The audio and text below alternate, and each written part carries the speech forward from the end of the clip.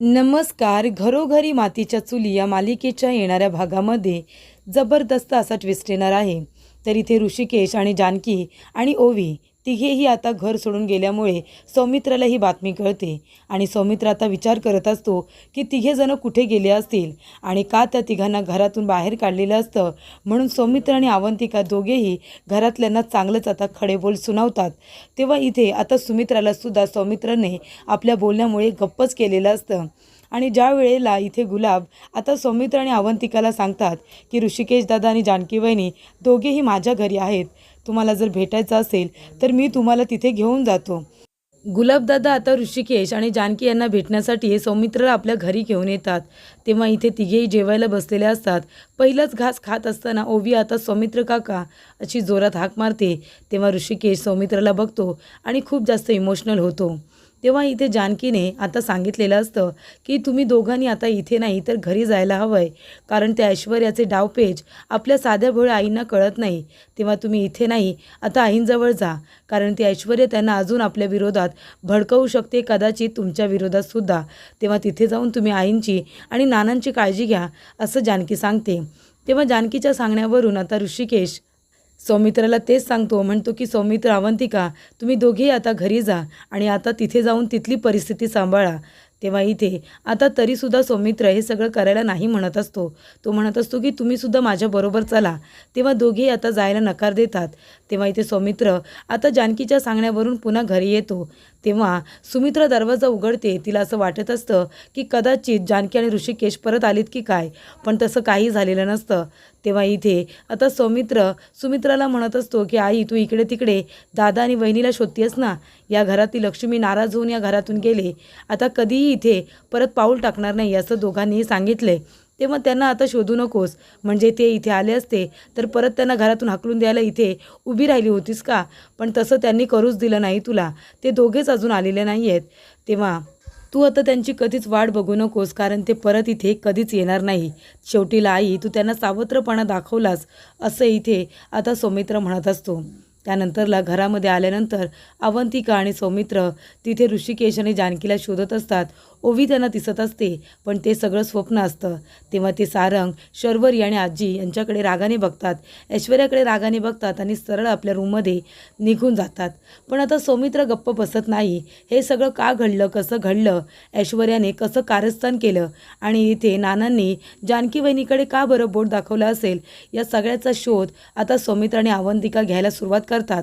अवंतिका म्हणते, आता या ऐश्वर्याला मी कसा धडा शिकवते ते तुम्ही बघाच. म्हणजे तिने जानकी वहिनींना त्रास दिला ना, आता मी तिला त्रास देणार असं अवंतिका म्हणते. तेव्हा आता वकिली बुद्धीने इथे सौमित्र खरा गुन्हेगार कोण ते लवकरात लवकर शोधून काढतो, अगदी पुराव्यांसहित. आणि इथे संपूर्ण घरांच्या समोर आता ऐश्वर्याला उभं करतो आणि इथे सारंग, शर्वरी, आजी, सुमित्रा या सगळ्यांना दाखवून देतो की बघा, तुम्ही किती चुकीचे होतात, किती चुकीच्या माणसांवरती तुम्ही विश्वास ठेवला आणि या घरातील सज्जन माणसांना तुम्ही सगळ्यांनी मिळून त्यांना हर्ट करून, त्यांना इथे बेइज्जत करून ह्या बाईच्या सांगण्यावरून तुम्ही घराबाहेर काढलत, हे आता सगळ्यांच्या समोर आता सौमित्र सिद्ध करतो. आणि त्याचबरोबर अवंतिका आता ऐश्वर्याला चांगलाच धडा शिकवते. ती म्हणते की जानकी वहिनी मोठ्या असून तू त्यांना नाही नाही ते बोलीस, त्यांना या घरामध्ये मोलकरणीसारखं वागवलंस, आता तुझी अवस्था काय करून ठेवते ते बघस तू. आणि तिच्याकडून सगळे हक्क आणि अधिकार अवंतिका काढून घेते आणि स्वतःकडे न घेता ते सगळे सुमित्राकडे देते. त्या आजच्या भागामध्ये दोघेही कशा पद्धतीने संपूर्ण घर वटणीवरती आणतात, आजच्या भागामध्ये सविस्तरपणे आपण बघूया. तर इथे आता सौमित्र जेव्हा ऋषिकेशला भेटायला जातो तेव्हा तिथे जे जे काही घडलेलं असतं ते सगळं जानकी आणि ऋषिकेश दोघेही आता सौमित्राला सांगतात. तेव्हा ऋषिकेश म्हणतो, अरे सौमित्र, तुला माहिती आहे का, ती ऐश्वर्या आपलं घर फोडायला आली आणि तिने स्वतःच्या तोंडाने जानकीला सांगितलं आहे की एका महिनाभरात तुला या घरातून हकलून देते ते बघ, आणि हे संपूर्ण घर मी उद्ध्वस्त करते आणि त्याचबरोबर या घरातली सत्ता मी माझ्या हातामध्ये घेते असं इथे आता ऐश्वर्या जानकीला वारंवार म्हणत असते. तरीसुद्धा जानकी हे सगळं काही सहन करते आणि इथे खोटं मृत्यूपत्र ऐश्वर्याने बनवलं. अरे त्या ऐश्वर्याने नानांना धक्का दिला, त्यांच्या रूममध्ये साप सोडला आणि नाव तिने जानकीवरती घेतलं तर सगळ्यांनी लगेच जानकीवरती अविश्वास दाखवला आणि ऐश्वर्याच्या बोलण्यावरती विश्वास ठेवला. का? ती या घरामध्ये आल्यापासून तिने काय असं चांगलं केलं आहे म्हणून तिच्यावरती असा आंधळा विश्वास ठेवला आणि जानकीने असं काय चुकीचं केलं होतं म्हणून तिच्यावरती असा अविश्वास दाखवला आणि घरातून बाहेर हकलून दिलं. तेव्हा ऋषिकेश म्हणतो, अरे काय नाही केलं आम्ही दोघांनी त्या घरासाठी, पण शेवटीला आईने आणि सारंग आणि शर्वरीने आजीने सगळ्यांनी आम्हाला सावत्रपणा दाखवला आणि शेवटीला घरातून हकलून दिलं. तेव्हा इथे सौमित्र म्हणतो, दादा वहिनी तुम्ही आता दोघेही घरी चला, तुम्ही दोघे त्या घरात नाही तर ते घर नाही आहे. तेव्हा इथे आता ऋषिकेश आणि जानकी दोघेही नकार देतात. जानकी म्हणते, सौमित्र भाऊजी आता तुम्ही दोघे इथे थांबू नका, तुम्ही एक काम करा, आता घरी जा. ती ऐश्वर्या खूपच जास्त डावपेच खेळणारी बाई आहे, आपल्या साध्या भोळ्या आईंना आपल्यापासून अजून तोडेल. तेव्हा तुमच्या दोघांची गरज आता सगळ्यात जास्त आईंना आहे. तेव्हा इथे आता अवंतिका म्हणत असते, वहिनी असं करू नका, चला ना आमच्याबरोबर. तेव्हा जानकी तिला समजावते आणि म्हणते की आता तू तिथे परत जातेस, ऐश्वर्या तुलासुद्धा त्रास देण्याचा प्रयत्न करेल, पण तू सावध राहा. जसं तिने मला आईंच्या नजरेतून पाडलं तसं तुलासुद्धा पाडायला ती मागे पुढे बघणार नाही. तेव्हा इथे जानकी आता दोघांनाही समजावते आणि घरी परत जायला सांगते. तेव्हा सौमित्र घरी परत जातो. दरवाजा उघडल्यानंतर सुमित्रा इकडे तिकडे बघते. तेव्हा इथे सौमित्र म्हणतो की नाही, दादा वहिनी परत येणार नाही आणि ते कधीच येणार नाहीत. तेव्हा इथे आता सौमित्र सगळ्यांकडे रागाने बघतो आणि सरळ आपल्या रूममध्ये जातो आणि तो इथे आता म्हणत असतो की अवंतिका काही करून आपल्याला आता दादा आणि वहिनी यांना इनोसंट प्रूफ करावं लागेल, कारण त्या दोघांनी काही केलेलं नाही आहे. ऐशा किती नालायक बाई आहे हे आपल्या दोघांना चांगलंच माहिती आहे. तेव्हा इथे सौमित्र म्हणतो की सगळ्यात आधी आपल्याला नानांना भेटायला हवं आणि आता इथे अवंतिका आणि इथे सौमित्र दोघेही नानांना भेटायला जातात. ज्यावेळेला तिथे ऐश्वर्या नसते आणि सौमित्र विचारत असतो की नाना मला खरं सांगा काय झालंय ते, म्हणजे तुम्हाला खरोखर जानकी वहिनीने ढकललंय की तुम्हाला ऐश्वर्याने धमकी दिली म्हणून तुम्ही असं खोटं बोललात? नाना सांगा ना. अहो तुमच्या एका बोट दाखवण्यामुळे इथे सगळा आळ जानकी वहिनी आणि ऋषिकेश दादा यांच्यावरती आलाय आणि आता तिघेही घर सोडून गेलेत. तुम्हाला हे चालणार आहे का? तुम्ही फक्त तिच्याकडे का बोट दाखवलं म्हणून सगळ्यांनी तिच्यावरती अविश्वास दाखवला.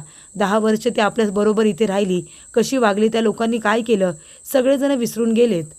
तेव्हा नाना इथे बोलण्याचा प्रयत्न करत असतात, त्यांच्या डोळ्यात पाणी असतं पण ते बोलू शकत नसतात. तेव्हा सौमित्र म्हणतो की नाना तुम्ही फक्त मान हलवा, तुम्हाला जानकी वहिनीने खरोखर धक्का दिला का? तेव्हा नाना नाही असं म्हणतात. त्यानंतरला सौमित्र विचारतो, ऐश्वर्याने तुम्हाला धमकी दिली म्हणून तुम्ही खोटं बोललात का? तेव्हा नाना हो असं म्हणतात. तेव्हा इथे आता सौमित्र म्हणत असतो की अवंतिका बघितलंस ना, म्हणजे नानांनी हे सगळं तिने धमकी दिली म्हणून केलं. त्यानंतरला सौमित्र म्हणतो आता काही हरकत नाही. तर आता तो म्हणतो की शहाणे वकील यांना आपण जाऊन भेटूया, कारण का हे खोटं मृत्यूपत्र त्यांनीच तयार केलं असेल मला माहिती आहे.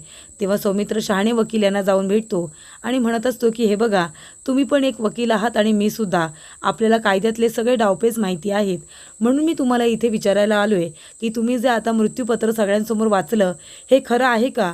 तुम्हाला ते नानांनी तयार करायला सांगितलं होतं की ऐश्वर्या आणि सयाजी विखे पाटील? तुम्ही मला खरं सांगा, नाहीतर हे मृत्यूपत्र खरं आहे की खोटं कोर्टामध्ये सिद्ध करायला मला थोडाही वेळ लागणार नाही. तेव्हा आता तुम्ही मला खरं सांगा, ऐश्वर्याने तुम्हाला धमकी दिली होती का? हे खोटं मृत्यूपत्र तिने तुमच्याकडून तयार करून घेतलं आहे ना, त्याच्यामध्ये जेवढ्या कंडिशन्स आहेत, जेवढं काही लिहिलं आहे ते सगळं तिच्या सांगण्यावरून तुम्ही लिहिलं आहेत ना. तेव्हा इथे आता शहाणे वकील यांना चांगली सौमित्राने धमकी दिलेली असते की तुमच्या विरोधात मी कंप्लेंट करेन की यांच्या सांगण्यावरून तुम्ही खोटं मृत्यूपत्र तयार केलेलं आहे, कारण नाना तर पूर्णपणे इथे जागेवरती होते, मग ते कसं काय तुम्हाला असं मृत्यूपत्र तयार करायला सांगणार आहेत? आणि कधीही ते एका बाजूने विचार करत नव्हते. ज्या गोष्टी आम्हाला आवडतात त्याच आम्हाला त्यांनी दिल्या असतील, पण हे मृत्यूपत्र खोटं आहे ना, आम्हाला खरं सांगा. तेव्हा इथे शहाणे वकील खूप घाबरतात आणि म्हणतात की अगदी बरोबर, ऐश्वर्या आणि तिचे वडील सयाजी विखे पाटील यांनी मला किडनॅप केलं होतं, माझ्या कुटुंबाला मारण्याची धमकी दिली आणि म्हणून हे मी खोटं मृत्यूपत्र तयार केलेलं आहे. त्याच्यामुळे आता ऐश्वर्याचा खरा चेहरा अजूनच सौमित्राच्या समोर आलेला असतो. त्यानंतर सौमित्र आता घरी येतो आणि म्हणतो की आता या लोकांना मी सिद्ध करून दाखवणार की ऐश्वर्या किती खोटारडी आहे. तेव्हा इथे आता अवंतिका म्हणत असते की ऐश्वर्या, अगं या घरची मोठी सून करती सून आहे ना, जानकी वहिनी शोभत होत्या, ह्या चाव्या ज्या हातामध्ये घेऊन मिरवतीयस ना त्या तुझ्या हातात अगं शोभत नाही आहे, तुला कळतंय का? तेव्हा ऐश्वर्या म्हणते जास्त बोलायचं नाही, जा किचनमध्ये जा. आणि ती जानकी जास्त मोलकरणीसारखं काम करायची ना, तसं जाऊन तू कर जा. सगळ्यांसाठी स्वयंपाक कर, सगळ्यांना काय हवं नको ते कर, जा. मला जे आवडतं ना ते सुद्धा जाऊन बनव. तेव्हा इथे अवंतिका म्हणते, तू या घरची कोण मालकीण नाही आहेस, कळलं ना, तू सुद्धा सून आहेस ना, तेव्हा जा. हे सगळं तुला हवं होतं, संपूर्ण घरावरती तुला सत्ता हवी होती ना, मग आता घरातली कर्तव्यसुद्धा पार पाड. तू किचनमध्ये जा आणि सगळ्यांना काय हवं नको ते बघ. त्यानंतरला आता सुमित्रा तिथे येत असते. तेव्हा इथे अवंतिका म्हणते, ऐश्वर्या प्लीज मला काही बोलू नकोस गं, मी सगळं करते. हे बघ मी जेवणसुद्धा करते, तू फक्त सांग मी काय काय करू. तेव्हा ऐश्वर्या म्हणते, मग असंच करायचं, या घरातली सगळी कामं पटापट करून टाकायची, कळतंय का तुला. त्यानंतरला इथे सुमित्रा म्हणते, ऐश्वर्या अगं तू अवंतिका बरोबर असं कसं बोलू शकतेस, ती सुद्धा या घरातली सून आहे ना, कालच आली आहे ती, आणि तू सुद्धा मदत कर ना तिला, तिला एकटीला काही कामं करायला सांगतेस. तेव्हा अवंतिका म्हणते, आई बघा ना, अहो तिने मला सांगितले की घरातली सगळी कामं मीच करायची, कपडे धुवायचे, भांडी घासायची, लादीसुद्धा मीच पुसायची, हे सगळं असं का, ती सुद्धा या घरची सून आहे आणि मी सुद्धा ना. मग आई तुम्ही सुद्धा असं कसं केलं, घर कंपनी सगळं काही सारंग भाऊजी आणि इथे या ऐश्वर्याच्याच नावावरती का. आता सारंग भाऊजींच्या जरी नावावरती असेल तरी ऐश्वर्याच्याच झालं ना ते. तेव्हा अवंतिका म्हणते, आणि घरातली सत्ता या चाव्या सगळ्या तिच्या हातामध्ये का दिल्यात, मी सुद्धा या घरची सून आहे, मग मला यातलं काही का नाही दिलं. त्यानंतरला इथे आता सुमित्रा म्हणत असते, अगं मी काय करू त्या चाव्यांचं, तुझ्याकडे हवे असतील तर तुझ्याकडे ठेव, असं काही नाही आहे. तेव्हा इथे अवंतिका म्हणते, नाही आई माझ्याकडे सुद्धा नकोत, पण या चाव्या तुमच्याकडे ठेवा ना, जर मला कधी काही लागलं तर मी सतत त्या ऐश्वर्याच्या रूममध्ये जायचं का मागायला, तुमच्याकडे असतील तर मी तुमच्याकडून मानाने त्या घेऊ शकते. तेव्हा इथे अवंतिकाने आता त्या चाव्या ऐश्वर्याकडून काढून त्या सुमित्राच्या हातामध्ये दिलेल्या असतात, जेणेकरून चाव्यांवरचा अधिकार आता अवंतिकाने ऐश्वर्याचा काढून घेतलेला असतो. त्यामुळे ऐश्वर्याला खूप जास्त राग येतो. त्यानंतरला इथे सौमित्र म्हणत असतो की आई बरं चल, मी पण आता शेतावरती जातो, शेतीची कामं मला यायला हवीत ना. तेव्हा इथे सुमित्रा म्हणते, अरे असं काय करतोयस तू, तुला तर शेतीची कामं येतसुद्धा नाही आणि तुला आवडतसुद्धा नाही, मग कशी करणार आहेस तू. तेव्हा सौमित्र म्हणतो, आई अगं आता माझ्या वाट्याला शेती आली, मग मला शेतीची कामं नको का करायला, माझ्याकडे काही शिक्षण आहे का. तेव्हा मी आता कंपनीमध्ये जाऊन कंपनी सांभाळणार आहे, जसं दादा सांभाळायचं तसं. आतापर्यंत सारंग शेतीकडे लक्ष देत होता, पण आता कंपनी त्याच्या वाट्याला आली आणि शेती माझ्या वाट्याला, मग मला शेतीच करायला नको का.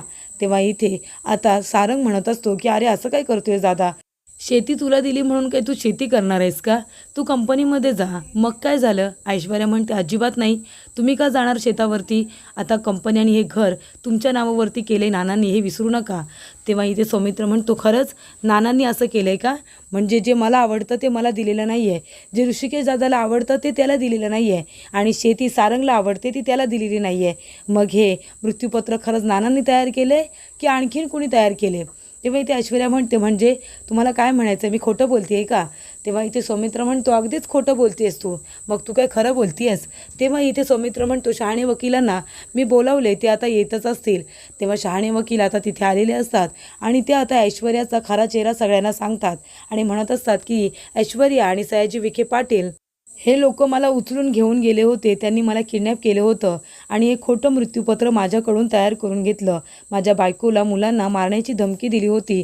मी म्हणालो की मला नरकातसुद्धा जागा मिळणार नाही, मी नानांना नाही फसवू शकत, तरीसुद्धा माझ्यावरती बंदूक ताणली आणि हे खोटं मृत्यूपत्र माझ्याकडून तयार करून घेतलं. या सगळ्यामध्ये माझी काही चुकी नाही आहे, मी काही नाही केले. तेव्हा इथे आता नानासाहेबांनी तर दुसरं मृत्यूपत्र तयार करून घेतलं होतं, ते सुद्धा आधीच, आणि त्याच्यामध्ये बरोबरीने सगळ्यांना सारखे वाटे देण्यात आले होते, पण या लोकांनी मला धमकी दिली आणि हे खोटं मृत्यूपत्र तयार करून घेतलं. त्यामुळे शहाणे वकिलांनी आता सगळ्यांच्या समोर ऐश्वर्याचा खरा चेहरा हा दाखवलेला असतो. तेव्हा इथे ऐश्वर्या म्हणते, खोटं बोलता इथे, खोटं आहे हे सगळं. तेव्हा इथे शहाणे वकील म्हणतात, मी यातला एकसुद्धा शब्द खोटं बोलत नाही आहे, मी माझ्या मुलांची शपथ घेऊन सांगतो की ह्या मॅडम आल्या होत्या आणि यांनी मला मारण्याची धमकी दिली होती. तेव्हा आता खरं खोटं सगळं काही समोर आलेलं असतं. सौमित्र म्हणतो, आई याआधी घराच्या वाटण्या कधीच झाल्या नाही गं, आणि तरीसुद्धा जानकी वहिनी तुला सारखं म्हणत होती की नाना शुद्धीवरती आल्यानंतर खरं काय खोटं काय ते आपल्याला कळेल, मग ती जर चुकीची असती तर ती नाना शुद्धीवरती येण्याची तिने वाट का बघितली असती. ती म्हणत होती की नानांना पूर्णपणे शुद्धीवरती येऊ दे, त्यांना बोलू दे. आणि ऐश्वर्या काय म्हणत होती, नानांना आत्ताच विचारा, जेव्हा नानांना बोलता येत नाही आहे, त्यांनी फक्त एक बोर्ड दाखवलं दाखवलं, कुठल्या कारणाने दाखवलं हे तुम्हाला माहिती आहे का? फक्त जानकी वहिनीकडे बोट दाखवलं म्हणून सगळ्यांनी तुम्ही तिला गुन्हेगार ठरवून मोकळे झालात. काय रे सारंग, जानकी वहिनी आत्तापर्यंत कधी आपल्याबरोबर अशी वागली का?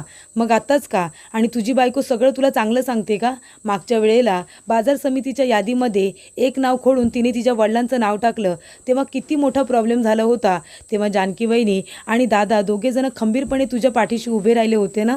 आणि शरू, जेव्हा तुझं आणि तुझ्या नवऱ्याचं भांडण झालं तेव्हा ऐश्वर्याने तुला डिवोर्स घ्यायला सांगितलं होता, पण जानकी वहिनीने तुला समजावून सांगितलं की नात्याचं महत्त्व काय, इथे डिवोर्स देऊ नकोस. तेव्हा आता तुझा संसार सुखाचा चाललाय ना, आणि तुम्ही त्या जानकी वहिनीला चुकीचं समजलात. अगं, जानकी वहिनीने नानांची आणि आईची किती काळजी घेतली, सगळ्यांच्या जबाबदाऱ्या पार पाडल्या. प्रत्येकाला कॉफी आवडते, सरबत आवडतं की ब्लॅक टी आवडते, सगळं काही त्यांच्या त्यांच्या रूममध्ये तिने नेऊन दिलं. आणि इथे तुम्ही तिला चुकीचं समजलात. आणि दादाने तर पूर्ण घराचा कारभार त्याने त्याच्या खांद्यावरती घेतला, कंपनी नावारूपाला आणली. एवढं सगळं जे काही आता वैभव आहे ते दादाने कमावलेलं आहे ना, आणि तरीसुद्धा तुम्ही सगळं काही विसरून गेलात. तेव्हा सौमित्र म्हणतो, तुम्ही खूपच जास्त चुकीचं वागलात आणि या बाईच्या सांगण्यावरून तुम्ही तिच्यावरती अविश्वास दाखवलात. नानांनी मला सांगितले की त्यांना ऐश्वर्यानेच ढकलले, कारण मी नानांना विचारलं की तुम्हाला जानकी वहिनीने ढकललं का? ते नाही असं म्हणाले. आणि ऐश्वर्याने धमकी दिली का? तर ते हो असं म्हणाले. याचा अर्थ काय? तेव्हा सौमित्र म्हणतो, चला माझ्याबरोबर. आणि सौमित्र पुन्हा एकदा विचारतो की नाना, तुम्हाला जानकी वहिनी ढकललं का? नाना नाही असं म्हणतात. ऐश्वर्याने तुम्हाला धमकी दिली का? तर नाना हो असं म्हणतात. तेव्हा इथे आता सौमित्र म्हणतो, आई आता तुला याच्यावरती काय बोलायचं आहे? आता तुला तरीसुद्धा ह्या ऐश्वर्यावरती विश्वास ठेवायचा आहे का, जे आपलं घर उद्ध्वस्त करायला आले, मोडायला आली आहे?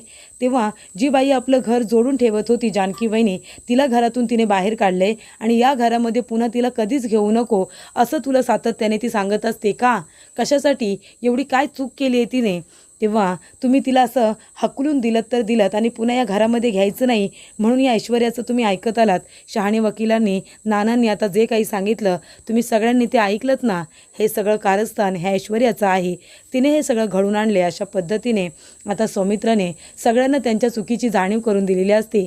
सुमित्रा कुठे चुकले, कसा तिने आंधळा विश्वास ठेवला ऐश्वर्यावरती आणि जानकीला घराबाहेर काढलं, हे सुद्धा सौमित्राने तिला जाणीव दिली असते. अशा पद्धतीने त्यांनी जानकीला निर्दोष सिद्ध केलेलं असतं.